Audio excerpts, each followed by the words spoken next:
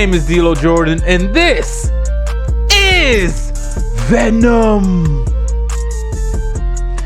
Welcome to The Void. This is episode 27. Before we get started, be sure to check out the video description below this video. There you will find links to all the projects I'm currently involved in. Patreon.com/D'Lo Jordan. Links to social media, my web store, all that good stuff. Make sure you subscribe to this channel if you haven't already done so. Click the bell to enable notifications. It's the only way to be notified when a new video is uploaded. So, today, we're talking Smackdown. Friday Night Smackdown. Smackdown Live. Smackdown on Fox. Sponsored by Progressive. The big thing that happened on this episode, the major talking point, the thing that's on everybody's lips, Paul Heyman has been fired from his position as the special counsel to the tribal chief Roman Reigns. Now this whole thing has kind of been brewing these last few episodes where Paul Heyman's has been murky, his alliances. Is he aligned with Roman Reigns? Is he fully aligned, or is he kind of behind the scenes aligned with Brock Lesnar? And so here, after his actions last week, where Roman Reigns was absent, he wasn't even there. After Paul Heyman's actions last week, this week, Roman Reigns says, you know what? We've had enough. Heyman, you're not family. You've disrespected whatever the fuck. You're fired. So I'm going to break this whole segment down. It was the main event slot. So we're going to talk about it at the end. All the intricacies that went into it via this episode. And what happened. What happened to Paul Heyman? What did Roman Reigns do? We'll talk about it at the end. Smackdown. Friday Night Smackdown from December 17th, 2021. The episode kicked off with a recap of the opening segment from last week involving Sami Zayn, his male nurses, Paul Heyman, and Brock Lesnar. After that, we cut to a shot of Paul Heyman, who is standing out in the parking lot, clutching the WWE Universal Studios Championship, awaiting the arrival of Roman Reigns. So he's just standing out in the parking lot like a puppy, waiting for his master to come home or whatever the fuck. The Universal Studios Championship, the belt looks like such a fucking joke. With this blue leather strap. Why are most of the WWE's belt designs so horrible? Why do they all look so horrible? So if you put all the championship belts in a lineup, I swear to fucking Christ, they look like a fucking bag of Skittles. I don't get it. I don't get it. So, boom, live in the arena. Cut to a shot, live in the arena. Are you ready? Ooh, ooh. Are you ready for a good time? Michael Cole mentions they're live from Chicago in the Allstate Arena. They're in AEW country. Suddenly, music starts playing. It's Sasha Banks. Sasha Banks' music starts playing. Sasha comes out and looks she looks and carries herself like such a superstar. Just the way she soaks up the attention of the camera and just plays to everything, or she bounces to her music, just the whole everything. Total package, this young lady. So, the announcers mention, this is a tag team match we got going on, or coming up. Says, okay. Sasha gets down to the ring, and that's when I noticed Toni Storm was already out there. Miss Already In Ring was in ring. When the fuck did she make her entrance? What are we doing here? Toni Storm is purported to be the next challenger for Charlotte Flair and her women's championship, and she can't even get a fucking entrance. What are we doing here? Toni Storm is the next challenger for Charlotte's championship, and this fucking just horrible booking of her is nothing but disrespect. Why did she get an entrance? It's a tag team match. There's 4 competitors. 3 of them get an entrance and 1 doesn't? What am I supposed to think? What am I made to... like...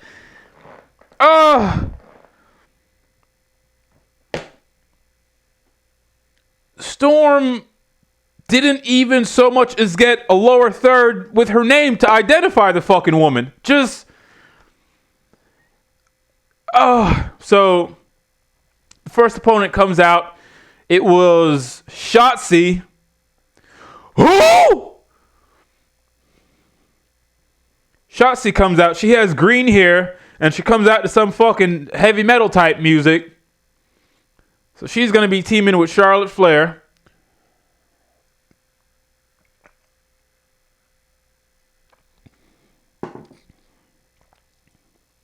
Charlotte comes out next, and all that shit I said about Sasha, double it for Charlotte Flair. She's just a fucking natural. She's just a fucking natural. She's got superstar written all over her, right? So the match gets underway. The bell rings 6.5 minutes into this program, which is exquisite. That's great. 6.5 minutes, first match starts. Perfect. Schatzy, I've written here, Schatzy looks like a crazy person. She's got green hair, fucking just a litany of tattoos.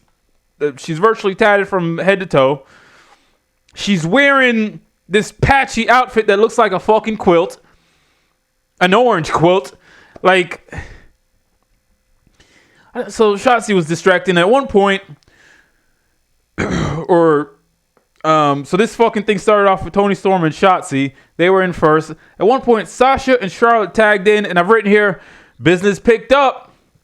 Business picked up. Sasha Banks was wearing some Spider-Man inspired red and blue outfit. I thought it was really nice. There was a moment in this match where Toni Storm made a hot tag, came in and tried to make a comeback, and it was just, what was going on? It looked fucking sloppy and lacking impact. I don't know. Maybe the issue here is that Toni Storm just isn't very good. I haven't seen enough of her wrestling. I don't know. Maybe she's just not good. So anytime Sasha and Charlotte was in, things looked clean, crisp, professional. Anytime Toni Storm and Shotzi was in, it looked a step below. Eventually, Toni Storm won this thing with an O'Connor roll, and she did a bridge. And then her and Sasha Banks celebrated like they just won the fucking Super Bowl. Toni Storm comes off as such a fucking geek. Oh, I won a match. This doesn't happen ever. Oh, she looked like she was damn near crying. Come on, Toni Storm. What the fuck is this? Am I meant to think, yeah, you know what? She's a bit of a nerd. She's a bit of a geek. The real superstars are Sasha and Charlotte. So whatever. A decent opening match. It wasn't over the top or blow away in any way. It was fine. It was just fine. With the exception of Shotzi and Toni Storm, who look like they could use some seasoning. They're not on the level of a Sasha or Charlotte. And that was made very obvious in this match. After that, we cut backstage to see King Woods with his weird fucking crown that looks like it came out of a 3D printer. He's sitting on an all-white throne, and fucking Sir Kofi is just leading a bunch of miscellaneous lower-tier wrestlers who I guess have nothing else to be doing. So he's leading them in a Hail King Woods chant, right? I'm right here. What the fuck is going on? Why are these people just hanging out? And then, before I can even finish that thought, I've written, is that Intercontinental Champion Shinsuke Nakamura front and center? The Intercontinental Champion Shinsuke Nakamura was front and center in the middle of this fucking fiasco, and I don't know why. Woods said some nonsense, and then he offered his hand to fucking Rick Boogs. Boogs kissed it. What the fuck is going on? What the fuck is going on? Suddenly, the Usos walked in.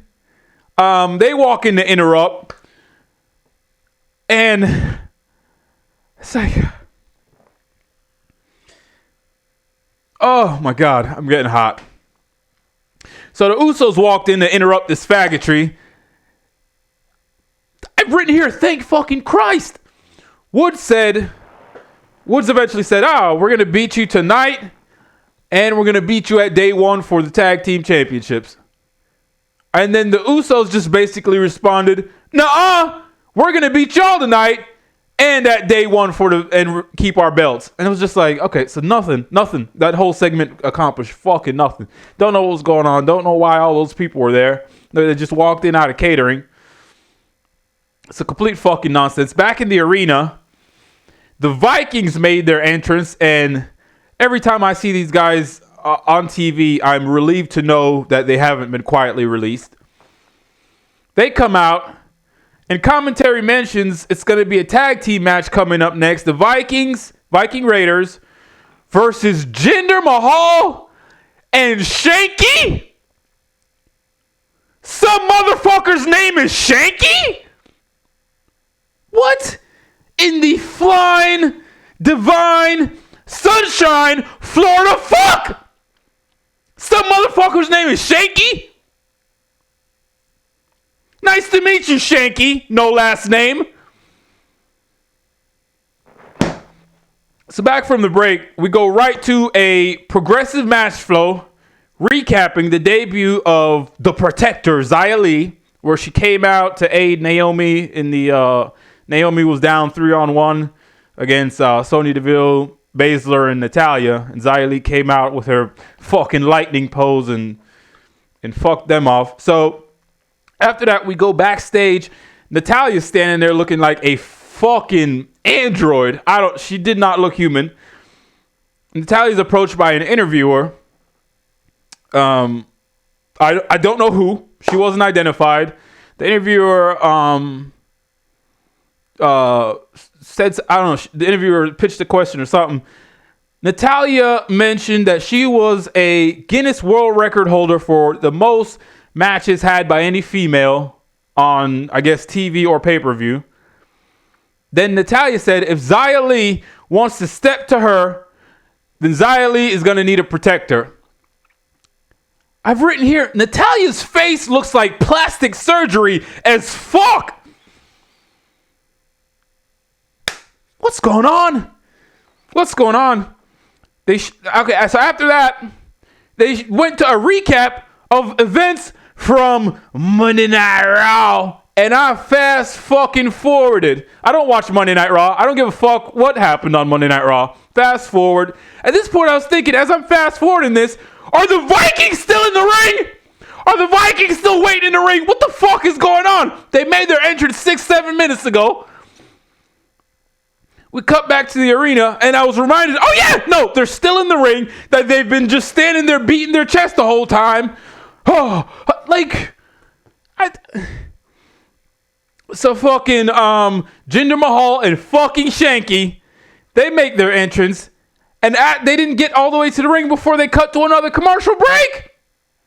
Was that the fucking pacing, how this show's put together is frustrating. God. It's like these guys come out for a fucking match, cut to a break, and then everything else in the world happens. You come back to the fucking match that you were waiting on, and they go to another break.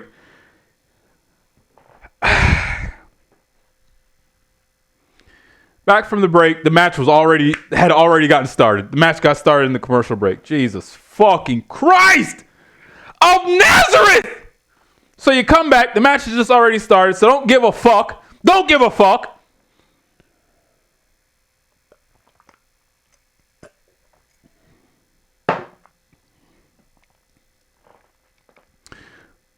Shanky, one name only, Shanky, is a big fucking dude. He's about 7 foot tall and over 300 pounds. But he has a very weird look to him. He's not muscular. You'd probably describe him as skinny fat. Like his arms are just slim and undefined, but then his midsection is pudgy. The guy looks like he doesn't even know a fucking human being on this earth named Jim. So the Vikings won this. The match just droned on. It wasn't anything to write home about.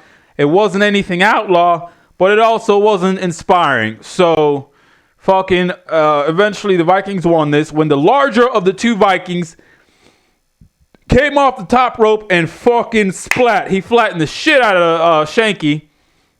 It looked like a refrigerator falling off fucking a second story balcony. And boom, flattens Shanky, and Shanky gets pinned. So there's a perfectly good Jinder Mahal right here, but they're pinning the 7 foot guy, so I don't know what the fuck's going on. Next, they cut. Apparently, Shanky is not in the plans. He's not figured in.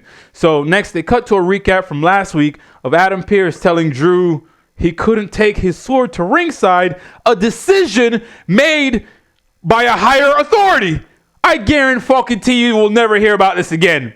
The higher authority. Who the fuck? Who the fuck? Can somebody explain this to me?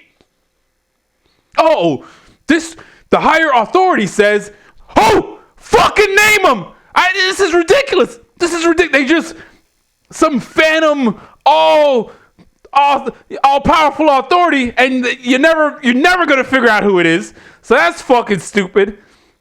And then they showed where Drew stabbed the fucking sword into Pierce's desk. And after that, we were shown backstage with Madcap Moss and Happy Corbin. They still have possession of the desk with the fucking sword in it. So apparently, they paid to ship it from the arena last week. First class, FedEx Air, whatever the fuck. They paid to ship that shit to Chicago. What the fuck is going on here? Am I losing my... Like, what? What? Just...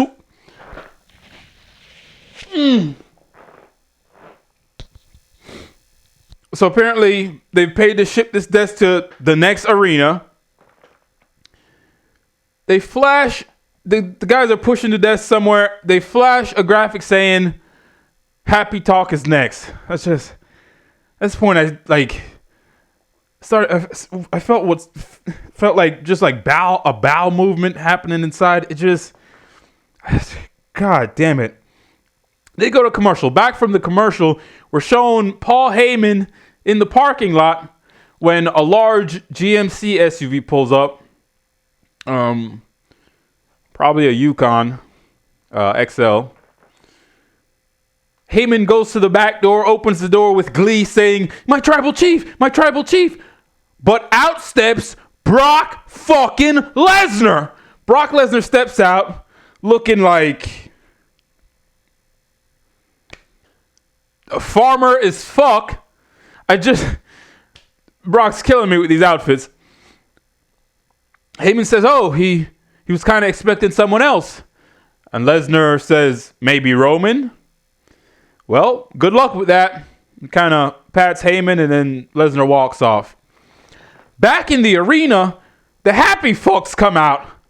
They make their entrance. When they get to the ring, I am swearing to God to you, the fucking Pierce's desk is in the middle of the ring with the sword in it. There are 2 couches, another table of some description, and fucking red velvet security line like you would see at a club. And on top and underneath all that, somebody's rolled out red carpet. What the fuck? What in the freeze-dried titty fuck? What's going on? And is this still a wrestling show? These people are fucking sitting in the Allstate Arena looking at a ring filled with fucking furniture and nobody wrestling. What have they paid to see? There's just a litany of fucking furniture in the ring rolled with a red carpet rolled out, and just awfulness, just awfulness taking place in the ring. This was awful. At one point, the people started chanting CM Punk. These two fucking clowns, they just acted like a couple of prepubescent twats. They both took turns trying to pull the fucking sword out the desk, and I guess they weren't strong enough. Comedy. So eventually Drew McIntyre's music hits, and one of the announcers said, "Thank God." And it was just like, that segment, everything that had gone on up to this point in this fucking happy talk segment was just punishing. Who is this for? Who is this for? Who's watching this going, yeah, I'm enjoying myself. I don't even think Vince McMahon likes this.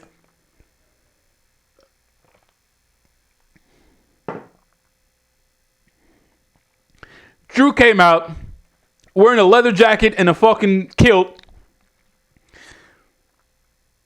Drew got in the ring, fought off both men, and fucking retrieved his sword from the desk. At this point, I'm like, you know what? Drew's sword needs to be used for a murder. Elsewise, I don't know why it exists. Drew needs to murder someone. Drew needs to slice someone's head off, or he needs to pierce his sword through someone's heart and kill them. Drew needs to kill a guy with his sword. Because, now, look, you might say, well, they can't do that. That's unrealistic. And him carrying around a fucking sword ain't? This isn't on me. This is not on me. I didn't introduce the idea of a fucking sword. WWE did. So I demand to see a murder live on Friday Night Smackdown, sponsored by Progressive. And here's the thing. I don't care who it is. It could be Madcap Moss, or it could be an unruly fan in the second row. Someone needs to be murdered by that sword. Elsewise, stop showing me the sword on TV. Can you imagine? Can you imagine if Drew came out, did his whole entrance, and then fucking slung that sword into the crowd like Cody Rhodes does with his weight belt?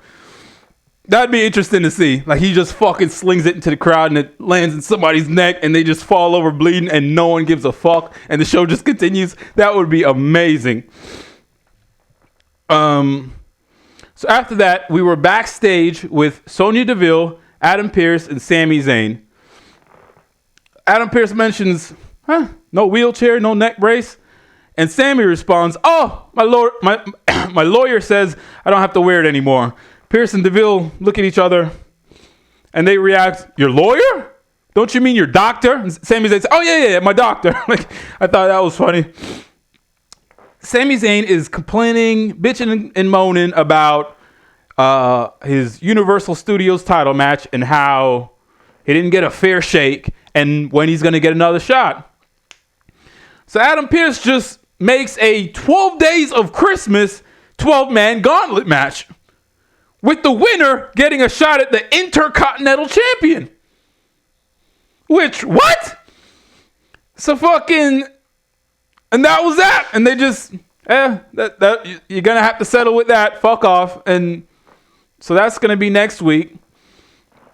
Back in the arena, Sheamus and Ridge Holland come out to Sheamus's music and graphics and all that stuff. So Sheamus and his protege, Ridge Holland, who just loves him some Sheamus. He just grew up on Sheamus. So it's going to be a one-on-one match between Ridge Holland and Cesaro. Cesaro was out next. Cesaro gets in the ring. And Sheamus draws his attention with his shillelagh. And as Cesaro has his attention on Sheamus, Ridge Holland fucking hits Cesaro in the ribs with a billy club. And then it just becomes this whole ordeal and they go to break. Back from the break, Cesaro's ribs have been taped up and the referee's there trying to, you gonna do this? You gonna get in the ring? Are we having this match? What's going on? Cesaro's, I'm coming. Just give me a second. I'm coming. Just give me a second. So eventually the match gets underway and Ridge Holland targets the ribs immediately. Why the fuck wouldn't he? The match told a story that, Cesaro was never say die, never wanting to quit, but, never wanting to quit despite this obviously massive disadvantage, and he's got Sheamus on the outside to contend with. But eventually, the injured ribs and the man advantage was just too much to overcome. Ridge Holland won with a power slam. I thought Cesaro did a very good job to externalize the pain he was obviously in, grasping at the ribs and just, he did a good job to get sympathy for himself. So Ridge Holland wins with a power slam. Post match, Ridge Holland just fucking punt kicks, just kicks Cesaro in the ribs. Cesaro goes flying out the ring, and then Ridge Holland and Sheamus celebrate in the middle of the ring. They're baddies. Those baddies. So next we cut backstage to see Drew McIntyre walking through a corridor in the back. He's looking for Corbin. Corbin, where are you hiding? He's got his... He's just walking through the back looking for Corbin, and nothing happened. Next, we cut back to the arena. Naomi makes her entrance. Naomi makes her fucking glow entrance, and we go to a break. When we come back, Naomi's standing in the ring with a microphone and a bright green piece of paper. She said some shit about her Christmas list. The only thing on her list is having a match with Sonya Deville. Eventually, Naomi calls out Sonya Deville. Let's have a match right here tonight. Sonya Deville comes out. Says, hey, what the fuck are you doing? This is unprofessional. She says, okay, you know what? But I've got another opponent lined up for you. It's Shayna Baszler. Naomi says, look, that's fine. I'll fight Shayna. But I still want you to get in this ring.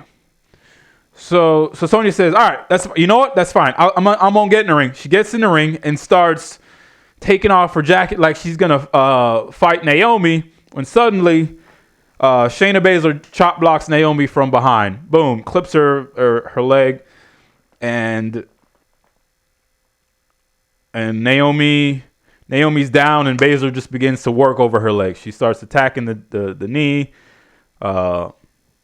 snapping it, whatever. And then Deville just goes, hey, ref, now's a good time to ring the bell. Go ahead and ring the bell. Ref rings the bell, and the match has just started. I don't even think... God damn it.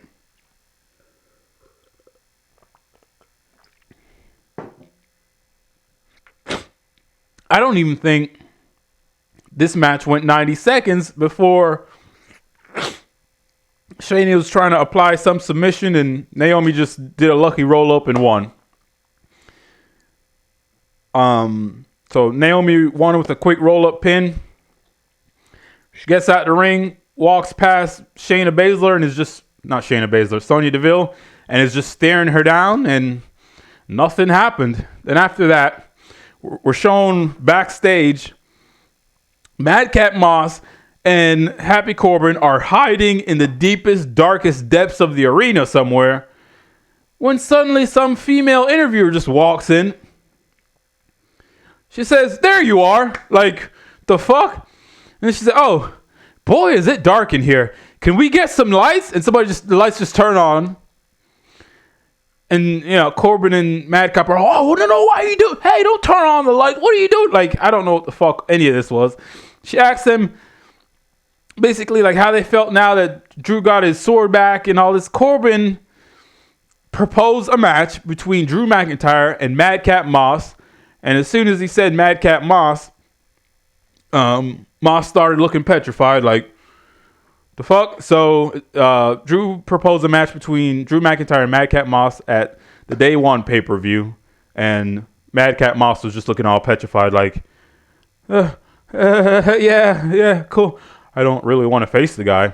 And then they just cut away. So we cut back to the arena, right? Back in the arena, King Woods and Sir Kofi are making their entrance. Woods is sitting on that same throne from earlier, but the throne is on a platform that's being pulled down a red carpet. So there's a red carpet rolled out all the way down the entrance ramp, and Woods is sitting on the throne. The throne is on a platform. Kofi's standing on the platform also, and they're just being pulled down the fucking entrance ramp. Actually, let's just do this.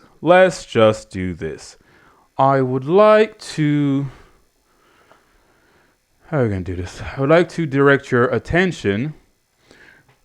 to the VENUM-tron.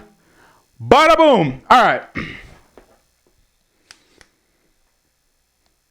Box scratcher.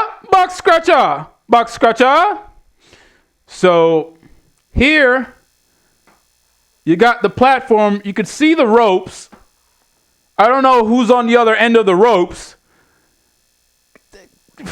Woods is wearing what looks like just regular sneakers.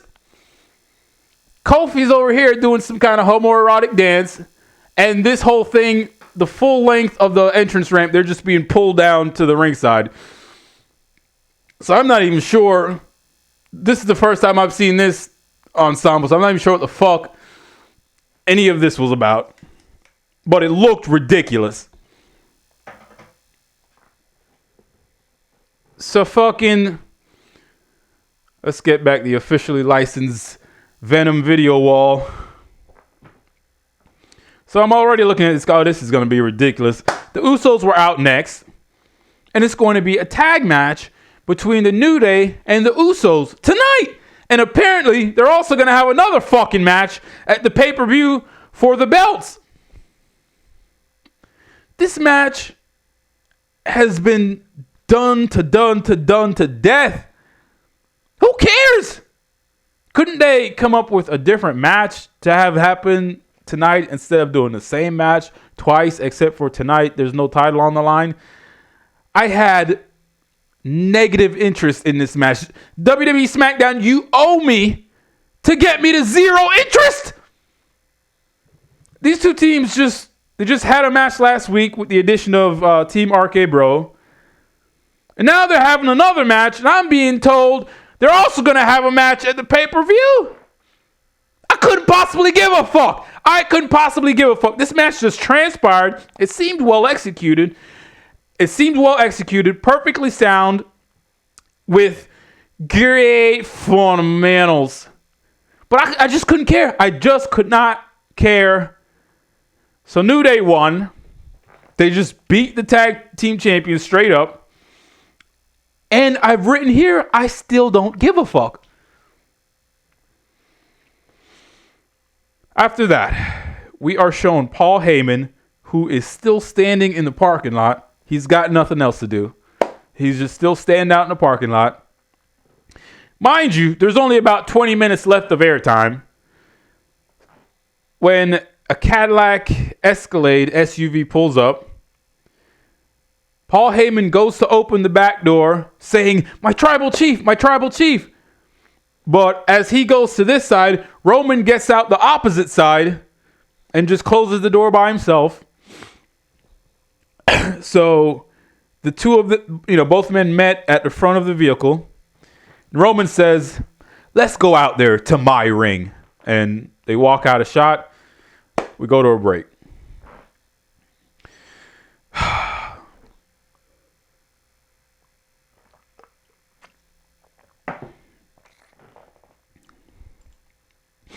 So first off, what was this? Why is Roman Reigns just now showing up to SmackDown? It's Friday night. This is his job. So what the fuck? What else did he have to do? I'm pretty sure call time for all talent is probably noon the day of, right? All talent needs to be in the building at noon the day of an event.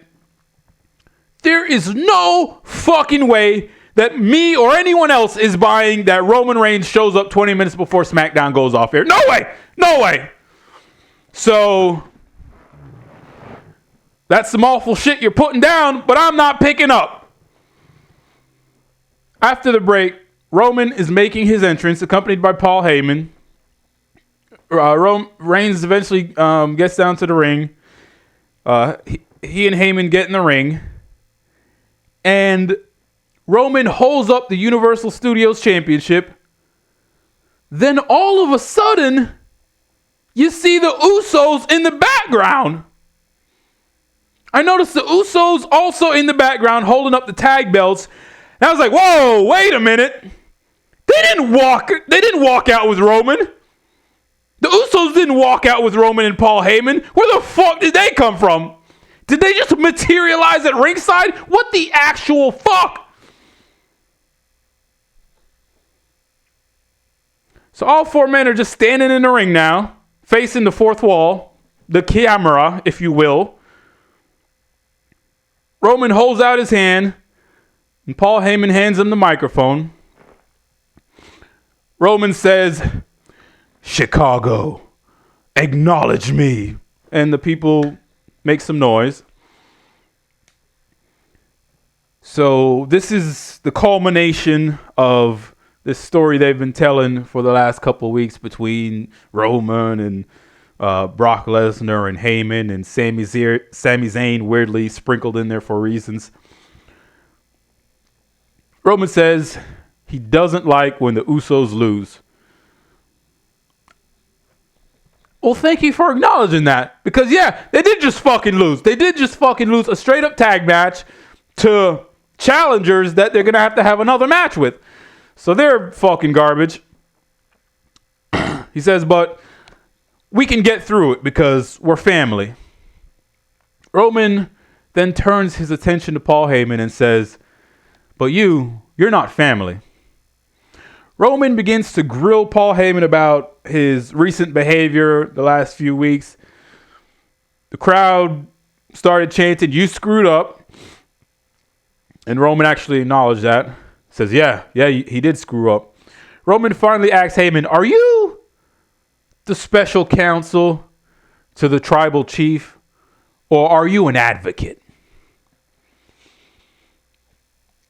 Heyman grabs a mic from ringside to respond, and Roman cuts him off. Cuts in and says, I want you to acknowledge me with the truth. Why are you protecting Brock Lesnar from me? And Heyman, kind of takes his time and he dramatically responds, I'm not protecting Brock Lesnar from you. I'm protecting you from Brock Lesnar. And you could just see the fucking wheels spinning in Roman Reigns' head, just like Paul Heyman might as well have just pissed on fucking Roman's pant leg. What a disrespect. This is the tribal chief, and here Paul Heyman's telling him, oh, I'm protecting you from Brock Lesnar. So Roman didn't snap. He pulled Paul Heyman in and, gives him a hug. And as, he's giving Paul Heyman a hug, he's talking in the microphone. He says to Heyman, I love you, wise man, and I thank you for your honesty.